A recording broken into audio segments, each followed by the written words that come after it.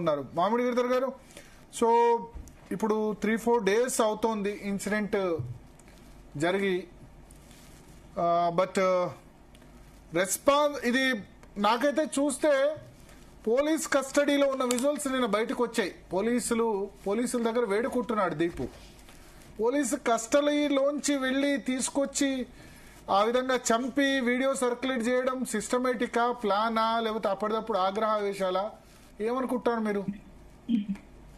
భరత్జీ, మీకు మీ ప్రేక్షకులకు నా నమస్కారాలండి. అలాగే మన కో ప్యానలిస్ట్ అందరికి కూడా నా నమస్కారాలండి. ఇది మనం స్పష్టంగా అర్థం చేసుకోవాల్సిన విషయం ఏంటంటే కనుక దీని వెనకాల పాకిస్తాన్ హస్తం ఉంది. సరే, పాకిస్తాన్ వెనకాల ఎవరున్నారో తర్వాత దాని గురించి ఆలోచన చేద్దాం. ముఖ్యంగా ఈరోజు ఎన్సిపి అన్న పార్టీ, నేషనలిస్ట్ సిటిజన్షిప్ పార్టీ అన్నది ఏదైతే పార్టీ ఉన్నదో అది జమాతే ఇస్లాం. వీళ్ళిద్దరూ కూడాను పాకిస్తాన్ కంట్రోల్ చేస్తాం. ఎన్సిపి అన్న పార్టీ మన మొహమ్మద్ యూనిస్ కు సంబంధించిన పార్టీ. మిగతాది మనకు బిఎన్పి ఏదైతే ఉందో, అంటే మెయిన్ షేక్ హసీనా ఉన్నప్పుడు మెయిన్ అపోజిషన్ పార్టీ ఏదైతే ఉండిందో ఇప్పుడు కూడా ఉంది, అది మనకు ఖలీదా జియా పార్టీ. వాళ్ళ దీంట్లో జోక్యం చేసుకోవట్లేదు.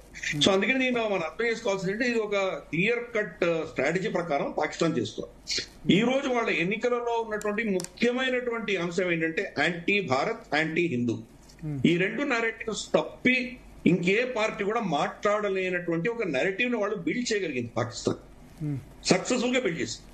దాంతో ఈ రోజు ఏమైందంటే వాళ్ళు ఇతన్ని చంపినా కానీ కూడా, ఇంత కిరాతకంగా అతన్ని తగలబెట్టినా కానీ కూడా అతని మీద యాక్షన్ తీసుకుని అతన్ని చంపిన వాళ్ళ మీద యాక్షన్ తీసుకుంటే కనుక ఇది ముస్లింస్ పట్ల ఏదో చేస్తున్నట్టు, వాళ్ళ సార్వభౌమత్వాన్ని ఏదో భంగపరుస్తున్నట్టు, అది ఇస్లాంకి వ్యతిరేకం అన్నట్టు ఇటువంటి నెరేటివ్స్ అక్కడ బిల్డ్ అవుతుంది. సో మొత్తం చరిత్ర తిరగరాసేటువంటి పరిస్థితి జరుగుతుంది. మొదటిసారి దాడి జరిగింది కూడా మనం చూస్తే కనుక మన ఢాకాలో ఉన్నట్టు మన రాయబారి ఆఫీస్ దగ్గర దాడి జరిగింది కూడా డిసెంబర్ 16 జరిగింది. ఆ రోజే బంగ్లాదేశ్ ఏర్పడింది. బంగ్లాదేశ్ పాకిస్తాన్ ఓడించి ఆ రోజు మనం సరెండర్ ఇన్స్ట్రుమెంట్ సంతకాలు పెట్టించుకున్నాం. ఆ రోజు చేశారు. నెరేటివ్ అంతా కూడా ఏం చేస్తున్నారంటే మా స్వతంత్రం మేము తెచ్చుకున్నాము, ఏదో మీరు మాకు కొంత సహాయం చేశారు, మేము కాదనట్లేదు, కానీ మా స్వతంత్రం మేమే సంపాదించుకున్నాం అన్నట్లు నెరేటివ్ బిల్డ్ చేస్తున్నాం. యాంటీ హిందూ అంటారా, ఇది దేనికి సంబంధం లేకుండా యాంటీ హిందూ పద్ధతులు జరుగుతుంటాయి. ఇన్ఫాక్ట్ మైమన్ సింగ్ అన్నటువంటి ప్లేస్ లో ఇది జరిగింది ఘటన. అది ఉత్తర బంగ్లాదేశ్ లో ఉంటుంది, సిలెట్ దగ్గరగా ఉంటుంది. అంటే మన లోవర్ అస్సాంకి చాలా దగ్గర. లోవర్ అస్సాం అంతా ఇందాక మీరు కూడా చెప్పారు, మొత్తం అంతా కూడా ఇన్ఫిల్ట్రేటర్స్ వల్ల అక్కడ అంతా కూడాను డెమోగ్రఫీ మారిపోయింది. అక్కడ ధూబ్రి, బొంగైగాను, బర్పేట, గోల్పోరా ఇటువంటి ప్రాంతాలన్నీ కూడా కంప్లీట్ గా వీళ్ళతోటి ఈ ఇన్ఫిల్ట్రేషన్ తోటి మారిపోయింది, డెమోగ్రఫీ మారిపోయింది. మైమన్ సింగ్ ఊరు కూడా అక్కడే నాకు చాలా దగ్గరగానే ఉంటుంది, బంగ్లాదేశ్ బోర్డర్ దాటగానే అక్కడే ఉంటుంది. అక్కడి నుంచి నాకున్న కాంటాక్ట్స్ తర్వాత తెలిసింది ఏంటంటే కనుక బేసిక్ గా ఇది ల్యాండ్ జిహాద్, ల్యాండ్ గ్రాబింగ్ కోసం చేస్తున్నారు. కానీ దానికి ఏదో బ్లాస్ఫెమీ పేరు పెట్టడం, ఇస్లాం ఏదో అన్నారని, మహమ్మద్ ఏదో అన్నారని, ఇటువంటి ఏదో పేర్లు పెట్టి వీళ్ళని అటాక్ చేస్తుంటారు. ఇన్ఫాక్ట్ నేను భోగ్రా అన్నటువంటి ఊరికి వెళ్ళినప్పుడు ఆ భోగ్రాలో ఒక శక్తిపీఠం ఉంది. ఆ శక్తిపీఠం మనకు బౌండరీ చాలా స్పష్టంగా కనిపిస్తుంది, ఒక రెక్టాంగులర్ షేప్ లో ఉంటుంది. దాంట్లో ఒక మధ్యలో వాడు వచ్చి జబర్దస్తి వాడు ఇల్లు కట్టేస్తున్నాడు. వీళ్ళు కోర్టుకు వెళ్తే కనుక కోర్టు వీళ్ళ పక్షాన జడ్జిమెంట్ కూడా ఇచ్చింది. అయినా వాడిని ఎవిక్ట్ చేసే దమ్ములు, ధైర్యం ఎవరికి లేదు. అందుకని హిందువులు అన్న వాళ్ళకి అక్కడ ఎటువంటి హక్కులు లేకుండా వాళ్ళు కంప్లీట్ గా దాని వాళ్ళ అధీనంలో ఉన్నారు. ఇస్లాం పేరు చెప్పగానే ఇటువంటి చెత్త అంతా కూడా జరుగుతుంటుంది. పోలీసులు కూడా అడ్డుకోలేనటువంటి పరిస్థితి. చేస్తే కూస్తే ఒక సైన్యం మాత్రమే చేయగలరు. సైన్యమే ఈ రోజు ఆ దేశాన్ని కొద్దో గొప్ప కొంచెం సేనిటీ ప్రివేల్ అవుతుంది, కొంచెం ఏదో శాంతిగా వాళ్ళని మెయింటైన్ చేయగలుగుతున్నారంటే సైన్యమే. కానీ సైన్యం కూడా లిమిట్స్ ఉన్నాయి, ఎందుకంటే వాళ్ళు కూడా అసమానించి వచ్చిన వాళ్ళే కదా, వాళ్ళు కూడా ఒక స్థాయి దాటి వాళ్ళు చేయలేరు. కాబట్టి అక్కడ జరుగుతున్నదంతా కూడాను ఒక కుట్రపూరితంగా నెరేటివ్ బిల్డ్ చేసేస్తారు. Anti Bharat, anti Hindu. అక్కడ ప్రతి హిందూని ఒక భారతీయ ఏజెంట్ గా చూడడం అనేది ఒక నెరేటివ్ బిల్డ్ అయిపోయింది. కాబట్టి చాలా సునాయాసంగా వాళ్ళని చంపొచ్చు. అంటే ఇది మొదటిసారి జరిగింది కాదు, బంగ్లాదేశ్ ఎప్పటి నుంచో జరుగుతుంది. బంగ్లాదేశ్ ఏర్పడినప్పటి నుంచి కూడా హిందువుల మీద ఇటువంటి హింసలు జరుగుతూనే ఉన్నాయి. ఒక ఇన్సిడెంట్ నేను చెప్తాను మీకు. సిల్హట్ దగ్గర చైతన్య మహాప్రభు జన్మస్థలం అవుతుంది. అక్కడికి నేను ఆలయానికి వెళ్ళి నా పూజ నేను రుద్రాభిషేకం చేసుకొని లేయంగానే ఒక పెద్ద ఆయన, ఆల్మోస్ట్ 75-80 ఏళ్ళ ఆయన వచ్చి ఏడుస్తూ నా కాళ్ళకి దండం పెట్టి, ఆయన భాష నాకు రాదు, నా భాష ఆయనకి తెలియదు, కానీ ఆయన ఉన్నటువంటి బాధ, ఆవేదన అప్పుడు చూశాను. ఎప్పుడు మనకు షేక్ హసీనా ఉన్నప్పుడే చూశాను. కాబట్టి అక్కడ ఆ హిందువులు సురక్షితంగా లేరు. చాలా కాలంగా వాళ్ళ మీరు చెప్పిన స్టాటిస్టిక్స్ ప్రకారమే తగ్గుతూ వస్తుంది. చాలా దారుణమైన పరిస్థితుల్లో ఉన్నారు. కాబట్టి ఈ రోజు ఈ ఘటన జరిగిందంటే ఇది కెమెరాలో సోషల్ మీడియాలో వైరల్ అయింది కాబట్టి ఈ రోజు మనకు తెలుస్తుంది. ఇటువంటి సంఘటనలు ఎన్నో జరుగుతున్నాయి, తెలియకుండా జరుగుతున్నాయి. ఒక వీడియో మీరు చూసారో లేదో నాకు తెలియదు. ఒక హిందువుని వాళ్ళు తరిమి కొట్టడానికి రాళ్లతో కొడుతుంటే అతను ఒక చెరువులో దూకుతాడు. చెరువు చుట్టుముట్టి అతని చెరువు నుంచి బయటకు రాకుండా రాళ్ళు పెట్టి కొట్టారు. అతి కిరాతంగా చంపారు. ఆ వీడియో వైరల్ అయింది కానీ దాని మీద పెద్ద ఎవరు చర్చించలేదు, ఇవన్నీ అవ్వలేదు.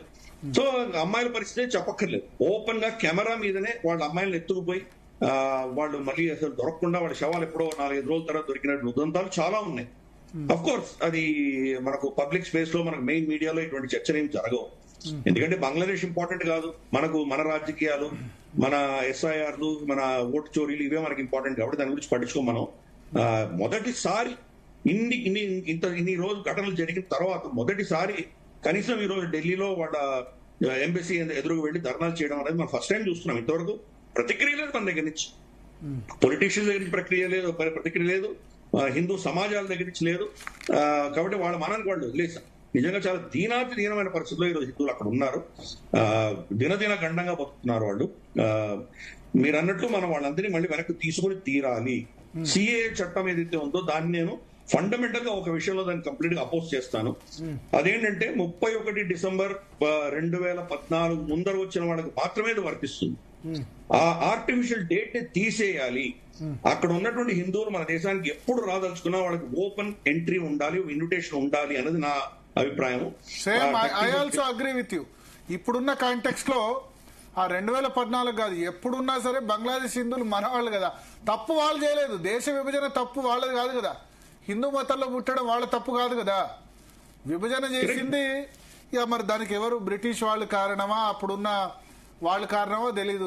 దేశాన్ని రెండుగా విభజించినప్పుడు అక్కడున్న వాళ్ళు ఇటున్న వాళ్ళు అటు పోయారు. పాప అక్కడ ఉన్న వాళ్ళు సఫర్ అవుతున్నారు. కాబట్టి బంగ్లాదేశ్ లో లేదా పాకిస్తాన్ లో ఉన్న హిందువులకి ఏ నిమిషమైనా ఏ అర్ధరాత్రి అయినా ఎంట్రీ ఉండాలని నేను అంటా. Absolutely right. అందుకనే నేను బంగ్లాదేశ్ యాత్ర చేసి వచ్చిన తర్వాత నేను ఒక ఆర్టికల్ రాశాను, పీ గురూస్ లో పబ్లిష్ అయింది. ఆర్టికల్ లో నేను అంటే ఇంకా ఈ షేక్ హసీనా ఇంకా ఉంది పవర్ లో ఉండగా రాశాను ఆర్టికల్. ఆవిడ వెళ్ళిపోక ముందరే రాశాను. హిందువుల పరిస్థితి గురించి నేను డీటెయిల్ గా రాశాను.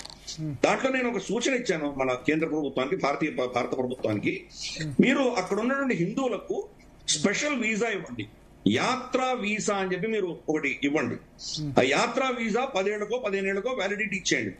అంతకంటే ముందర మీరు సెక్యూరిటీ క్లియరెన్స్ ఏం చేస్తారో అవన్నీ చేసుకోండి. 10 ఏళ్ళు 12 ఏళ్ళు మీరు దాన్ని వాళ్ళకి కనుక వీసా ఇచ్చేస్తే ఒక సంవత్సరం తిరుపతికి వస్తారు, ఇంకో సంవత్సరం రామేశ్వరం వెళ్తారు, 3వ సంవత్సరం ఏదో మథురకు వెళ్తారు, 4వ సంవత్సరం ఇంకెక్కడో మనకు వైష్ణోదేవి వెళ్తారు. సో వాళ్ళకి కావాల్సినప్పుడు ఇక్కడ రావచ్చు. ఇటువంటి ఘటనలు జరిగినప్పుడు వాళ్ళ ప్రాణ ధన మాన నష్టానికి పెద్ద ఇబ్బందులు ఉన్నాయి, అక్కడ వాళ్ళు చాలా కష్టాల్లో ఉన్నారు అన్నప్పుడు భారతదేశంకి వచ్చి తలదాచుకోవచ్చు. అక్కడ పరిస్థితులు మెరుగుపడితే మనకి వెనక్కి వెళ్తారు, మెరుగుపడకపోతే ఇక్కడే ఉండిపోయి మన పౌరసత్వం వాడు అడగచ్చు, భారతీయ పౌరసత్వం అడగచ్చు. ఈ సూచన ఇచ్చాను. కాబట్టి అటువంటి out of the box thinking అనేది ఈ రోజు మన దేశంలో చాలా అవసరము. మనం చూస్తున్నాం అక్కడ పాకిస్తాన్ లో అదే పరిస్థితి, బంగ్లాదేశ్ లో అదే పరిస్థితి. సిఏ చట్టం కనీసం ఈ ప్రభుత్వం తీసుకొచ్చి దాన్ని అభినందించాలి, కానీ డేట్ అనేది మనం తీసేయాలి. అవుట్ ఆఫ్ ద బాక్స్ ఇవన్నీ కూడా చేయాల్సిన అవసరం మనకి ఈరోజు ఎంతైనా ఉన్నది. కాబట్టి it is very sad state అక్కడ మనం బంగ్లాదేశ్ లో చూస్తున్నది. లవ్ జిహాద్ జరుగుతుంది, ల్యాండ్ జిహాద్ జరుగుతుంది, బిజినెస్ జిహాద్, ఉద్యోగం ఎంప్లాయ్మెంట్ జిహాద్. మనం షేక్ హసీనా తీసేసిన చూసాం. ఎంతో మంది హిందూ ప్రొఫెసర్లు, టీచర్లు వాళ్ళని ఫోర్స్ఫుల్ గా వాళ్ళని రిజైన్ చేయించారు. అందరు చుట్టూ ముట్టి వాళ్ళు అదే పనిగా ఫోర్స్ఫుల్ రిజైన్ చేయించి ఇంకెవరో ముస్లింకి దాన్ని ఇవ్వడం అనేది చూసాం. కంప్లీట్ ఇస్లామైజేషన్ చేయాలి అని పాకిస్తాన్ కంకణం కట్టుకుంది. పాకిస్తానీ ఐఎస్ఐలో ఢాకా బెంచ్ అని ఒకటి వాళ్ళు స్పెషల్ గా ఒక డివిజన్ పెట్టారు. కాబట్టి ఇక్కడ ఏమేం చేయాలో వాళ్ళు నిర్ణయిస్తున్నారు. మనకు ఇతను మహమ్మద్ యూనిస్ వచ్చేసి అతను కూడా ఇటువంటి భావజాలం ఉన్నటువంటి వ్యక్తే కాబట్టి, అమెరికన్ డీప్ స్టేట్ వ్యక్తి కాబట్టి వాళ్ళు మహమ్మద్ యూనిస్ కి ఏం శక్తి లేదు. మహమ్మద్ యూనిస్ ముందర పెట్టుకుని ఇగో ఈ శక్తులు నడిపిస్తున్నాయి. పాకిస్తాన్ వాడుకొని అమెరికా చేస్తుంది. ఇందాక మనం చూసామంటే మనకు మన గోర్ అని చెప్పేసి వాళ్ళ అమెరికన్ అంబాసిడర్ మన దేశంలో వచ్చాడు రీసెంట్ గా. ఆయనకు south Asia and central Asia ఈ రెండింటికి కూడా ఆయన ఇన్ఛార్జ్ పెట్టాడు డొనాల్డ్ ట్రంప్. అతను మహమ్మద్ యూనుస్ తో మాట్లాడి మన వాణిజ్యం గురించి మాట్లాడుకుందాం అంటున్నాడు. ఇన్ని ఘటనలు జరిగినా దాని గురించి వాడు ఏం మాట్లాడు, స్పందించలేదు. ఇటు హిందువులను చంపేసినటువంటి ఉదంతాల గురించి చర్చ జరగలేదు. పైపెచ్చు హాదీ అన్నటువంటి షరీఫ్ ఒస్మాన్ అది అతను చనిపోయినందుకు దుఃఖం చింత ప్రకటిస్తూ చాలా ఇటువంటి కోల్పోయినందుకు ఆ కుటుంబానికి మేము సానుభూతి తెలుపుతున్నామని చెప్పి మాట్లాడారు. అదే హిందూ ఇంత కిరాతంగా చంపి తగలబెట్టిన దానికి అమెరికా నుంచి స్పందన లేదు. ఇదే అర్థం చేసుకోవాలి. ఇప్పుడు యుఎస్ లా మేకర్స్ స్పందించినట్టుంది కానీ అఫీషియల్ గా గవర్నమెంట్ నుంచి లేదు. ఎలక్షన్ ముందు ట్రంప్ మాత్రం బంగ్లాదేశ్ లో హిందువుల పట్ల నా సానుభూతి అని చెప్పి ప్రకటించాడు. ఇప్పుడు అదే ట్రంప్ ఈ విధంగా చేస్తున్నాడు. ట్రంప్ కి తన స్వలాభం తప్ప దేని మీద అతనికి ఇంట్రెస్ట్ లేదు. ఈ విషయం గుర్తుపెట్టుకోవాలి. ఈ రోజు బంగ్లాదేశ్ గాని పాకిస్తాన్ గాని అమెరికాకి ఎందుకు అవసరం అంటే కనుక మీరు వెనక చరిత్రలో చూసారంటే ఒక 15-20 సంవత్సరాల ముందర వాళ్లే ఉండేవాడు. టాప్ 10 ఎకానమీస్ అన్ని అమెరికా సామంతులే ఉండేవాడు. సడన్ గా వాళ్ళ మధ్యలో చైనాని వీళ్ళే ఎంకరేజ్ చేసి ముందుకు తీసుకొచ్చారు. ఈ రోజు చైనా వాళ్ళ పక్కలో బలంగా కూర్చుంది. మళ్ళీ ఇంకొక శక్తి వాళ్ళ అధీనంలో లేనటువంటి వాళ్ళ సామంతులు కానటువంటి శక్తి వస్తే కనుక వాళ్ళు తట్టుకోలేదు. ఇప్పుడు భారతదేశం ఆ స్థాయికి వస్తోంది. ఆల్రెడీ మనం 4వ స్థానంలో ఉన్నాం. బహుశా ఒక సంవత్సరం తర్వాత మనం 3వ స్థానానికి వెళ్ళబోతున్నాం. వాళ్ళ అధీనంలో వాళ్ళ చెప్పు చేతుల్లో వాళ్ళ కంట్రోల్లో లేనటువంటి దేశం ఇంకొక 2వ దేశం వస్తే వాళ్ళు తట్టుకోలేరు. కాబట్టి వాళ్ళు మనల్ని టార్గెట్ చేస్తారు. టార్గెట్ చేయడానికి వాళ్ళకి లీవర్స్ కావాలి. బంగ్లాదేశ్ ఒక లీవర్, పాకిస్తాన్ ఒక లీవర్ వాడుకుంటారు. నైతికత ఏముండదు. జియో పాలిటిక్స్ లో వాళ్ళ ఇంట్రెస్ట్లు మాత్రమే ఉంటాయి. ఆ ఇంట్రెస్ట్ దృష్ట్యా వాళ్ళు ఎవరైనా వాడుకుంటారు. కొన్ని అంశాల్లో చైనా అమెరికా ఇద్దరు ఎంత కొట్టుకున్నా ఎన్ని వివాదాలు ఉన్నా కానీ కూడా కొన్ని అంశాలు వాడి దగ్గర కలిసిపోతాయి. కాబట్టి భారతదేశ ఎకానమీ ఎదగకూడదు అని చైనాకు వాళ్ళకు ఒక టార్గెట్ ఉంది. అమెరికా కూడా మనం వాళ్ళ అధీనంలో లేకుండా మనం ఎదిగితే కానీ వాళ్ళు కంట్రోల్ చేయలేరు. కాబట్టి వాళ్ళకు కూడా టార్గెట్. కాబట్టి బంగ్లాదేశ్ లో వాళ్ళ ఇద్దరు ఇంట్రెస్ట్ కలుస్తాయి. పాకిస్తాన్ లో వాళ్ళ ఇద్దరు ఇంట్రెస్ట్ కలుస్తాయి. మిగతా దగ్గర కొట్టుకోవచ్చు కానీ ఇక్కడ మాత్రం వాళ్ళిద్దరు కలిసి మన మీద ఒక విధమైనటువంటి వల పెట్టారు. మన ఎదుగుదల అనేది వాళ్ళు ఏదో కంట్రోల్ చేయాలి, స్లో డౌన్ చేయాలి అన్నట్టు వాళ్ళిద్దరి అంశం. అందుకని హిందువులను టార్గెట్ చేసి సాఫ్ట్ బెల్లి మనం రియాక్ట్ అవుతాం. మనం రియాక్ట్ అయ్యామంటే ఇమ్మీడియట్ గా ఫిబ్రవరి 12వ తారీఖు రావాల్సినటువంటి ఎన్నికలు పోస్ట్ పోన్ అవుతాయి. ఈ మహమ్మద్ యూనిస్ నే కంటిన్యూ చేస్తారు. అన్ఎలెక్టెడ్ గవర్నమెంట్ నడిపించుకుంటారు.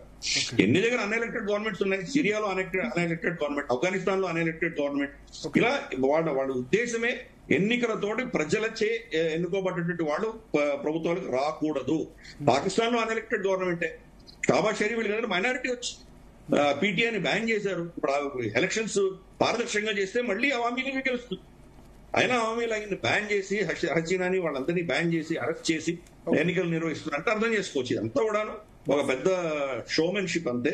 డొనాల్డ్ ట్రంప్ కొంత దాంట్లో తను క్రెడిట్ తీసుకునే ప్రయత్నం చేస్తున్నాడు కానీ డొనాల్డ్ ట్రంప్ కంటే అతీతంగా వాళ్ళ డీప్ స్టేట్ చేస్తున్నటువంటి కుట్ర ఇది. దాంట్లో పాకిస్తాన్ ని పావుగా వాడుకుంటారు.